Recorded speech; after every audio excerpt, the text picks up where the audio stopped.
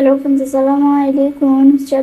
আজকে আমি তোমাদের সাথে শেয়ার করবো MS PowerPoint info properties protect presentation check for issue and manage version Bangla. আজকে আমি তোমাদের সাথে শেয়ার করবো কীভাবে আমরা এমএস পাওয়ার পয়েন্টের ইনফরমেশনের মধ্যে properties protect presentation check for issue এবং ম্যানেজ ভার্সন ব্যবহার করতে পারি। তো কাজটা করার জন্য এটা আমি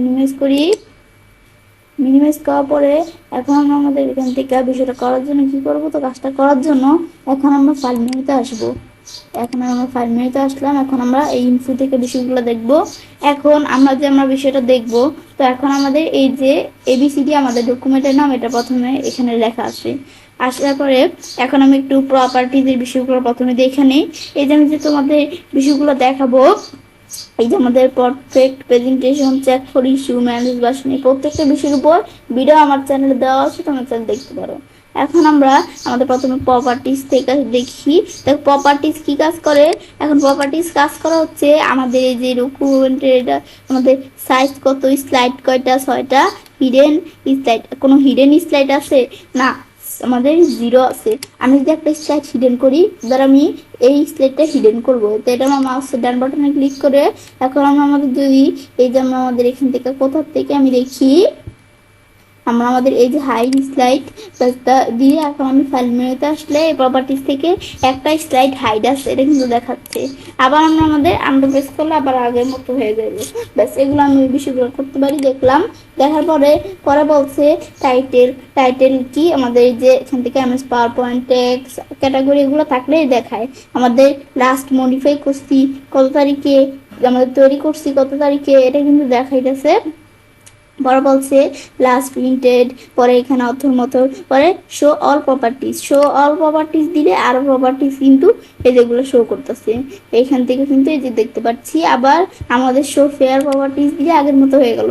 পরে আমাদের ওপেন ফাইল লোকেশন, আমাদের যে ফাইলটা আছে এটার লোকেশন কোথায়, এই যে আমি যদি ওপেন ফাইল লোকেশন দিই, এই ফাইলের লোকেশনটা কিন্তু এই ধরো এখানে চলে আসছে। ব্যাস, এখন আমরা এটা ক্লোজ করি। এটা আমি দেখলাম কি কাজ করে।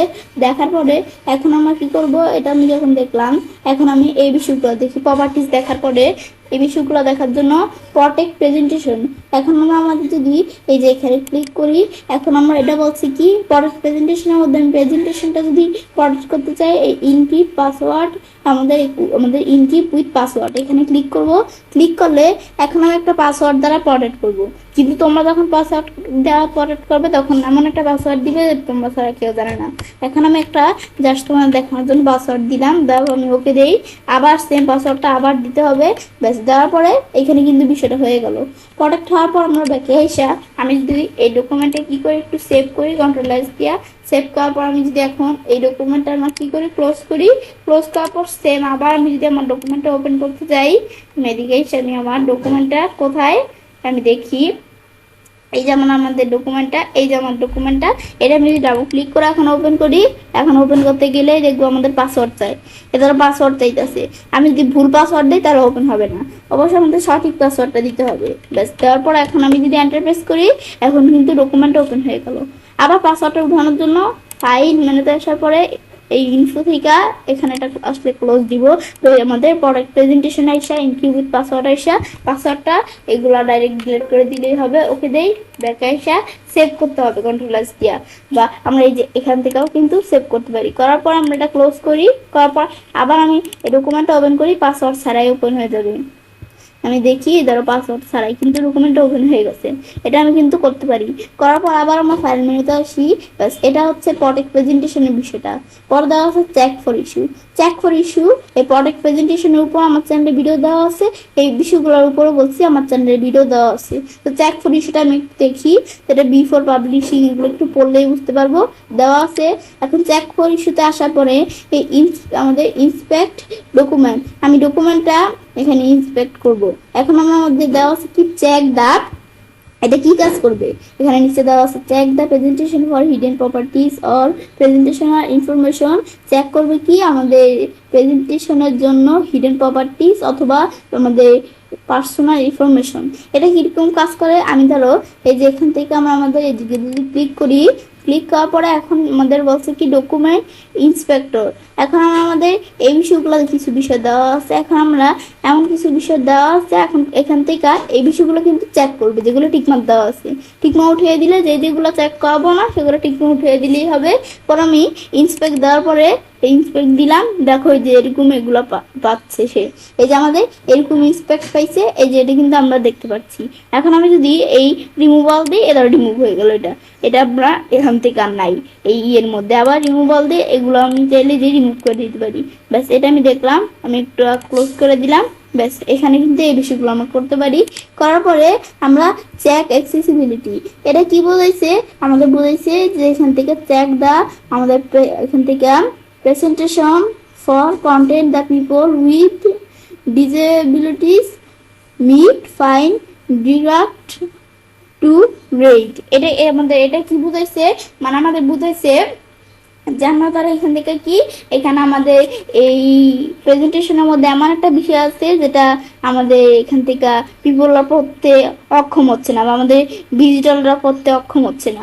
তো এখন আমি যদি এই বিষয়গুলো চেক করতে চাই, চেক অ্যাক্সেসিবিলিটি ক্লিক করলে এখান থেকে আমি চাইলে চেক করতে পারি। তো কি কি বিষয় এমন আছে, আমি যদি আমাদের এটার মধ্যে আসি, এটার মধ্যে ধরো এই যে এরকম এগুলো আমাদের দেখাচ্ছে। তো আমরা আমাদের এদিক থেকে যদি আমরা এটার ভিতর আসি, আমি এগুলো কিন্তু দেখতে পারি নিজেদের মতো। এটার ভিতর আসলে এদের টেবিল 2, এটা আমি নিচ দিকে আসলে ধরো ওয়ার্নিং দেখাচ্ছে। এটা বুঝতেছে কেন, মানে আমাদের এই কলামগুলো কিন্তু এই যে কলাম রো কলাম এগুলো কিন্তু আমাদের কোনো কিছু লেখা নাই, ব্ল্যাঙ্ক। এখন আমি যদি এদিকে কোনো কিছু লিখি, আমি ধরো এখানে কোনো কিছু যদি লিখি আমাদের, তাহলে আমাদের বিষয়টা আর ওয়ার্নিং এগুলো দেখাবে না। ব্যাস এগুলো আমি ধরো এগুলো সব সিলেক্ট করে কপি করে এদের আমরা বাকিগুলোর মধ্যে সিলেক্ট করে পেস্ট করে দিলাম। ব্যাস হয়ে গেল। হওয়ার পরে এখন কিন্তু ওয়ার্নিং আর দেখাইতেছে না।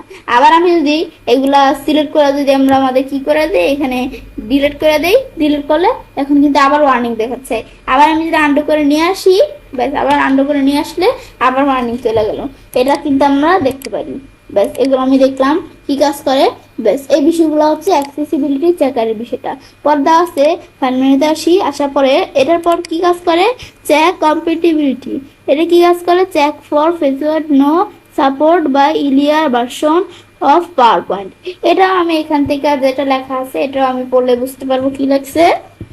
এটা আমাদের বুঝাইতে আমাদের চেক করবে নাকি আমাদের আগের ভার্সনের পাওয়ার পয়েন্ট। এটা আমি একটু দেখলেই বুঝতে পারবো কি কাজ করে। আমি যদি এখানে ক্লিক করি, ক্লিক করলে এখন আমি যদি ক্লিক করে দেখি কি আসে, এই ফলোইং ফিউচার, এই যে আমাদের কম্পিটিবিলিটি চেকারের মধ্যে এই যে এটা পাইছে, এই বিষয়টা আমাদের ইরর। এখন আমি যদি এটা সম্পর্কে, এই বিষয়টা সম্পর্কে কোনো কিছু হেল্প চাইতে চাই, তো আমি যদি এখান থেকে এই হেল্পে আসি, চার্ট সম্পর্কে একটা ই পাইছে, এটা আমি যদি এখন আমাদের হেল্প চাইতে চাই, তো হেল্পে আসলে এই যে বিষয়গুলো দেওয়া আছে এখান থেকে আমরা এই যে অনেক বিষয় দেওয়া আছে এগুলো একটু পড়ে পড়েই বুঝতে পারবো আমাদের এই হেল্পের বিষয়গুলো। ব্যাস আমি এগুলো ক্লোজ করলাম, ব্যাস আমরা ওকে বা এখানে ক্লোজ দিলাম।